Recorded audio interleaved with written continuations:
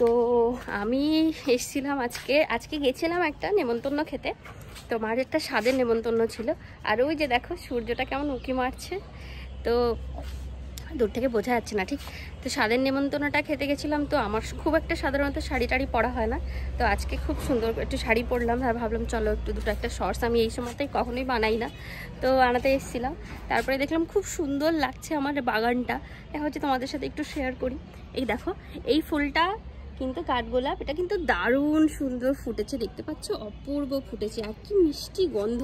এটা না কাছ থেকে না দেখলে বুঝতে পারবে না। আর এই রঙটা ভীষণ সুন্দর। আমার কাছে না অনেকগুলো কাঠগোলাপের গাছ আছে, একটা হলো এটা হোয়াইট কালারের আছে, একটা হলো একদম যেটা কি বলে অনেক দেরি করে যে ফুলগুলো হয় না, অনেক বড় বড় গাছ হয়, সেটা একটা আছে, সেটা একটু দূরে আছে। আসলে কি বলো তো, আমার বাগান বলেছিলাম আমার বাড়িতে কাজ হচ্ছে, তাই সব কিছু এলোমেলো হয়ে গেছে।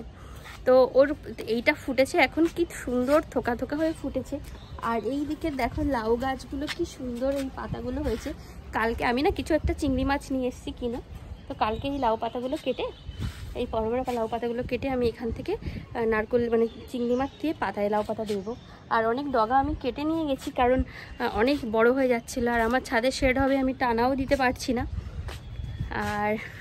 আর এখানে কুমড়ো গাছগুলো টানার অভাবে তারা মাটিতে যে যার মতো করে বেয়ে চলে যাচ্ছে, তাদের মতো করে এগুলোও পারতে হবে। আর ওই দিকে দেখো আমার একজন সে কি বদমাইশি করছে দেখো। আর আমি না এসে কি দেখলাম বলো তো, এই যে আমার এই ছোট ছোট শাকগুলো হয়েছে, এই শাকগুলো খেতে আমার খুব ভালো লাগে। তো এই শাকগুলো আমি এখানে দাঁড়িয়ে দাঁড়িয়ে তুলছিলাম, সত্যি খুব ভালো লাগছে, আজকে চারিদিকটা সুন্দর লাগছে। দেখো এইগুলোও কি সুন্দর হয়েছে, এর ভিতরে অনেক উচ্ছে হয়েছে, আমি কদিন পরে উচ্ছেগুলো তুলবো। দারুণ ভালো লাগছে আজকে আমার ছাদে এসে। তো চলো টাটা।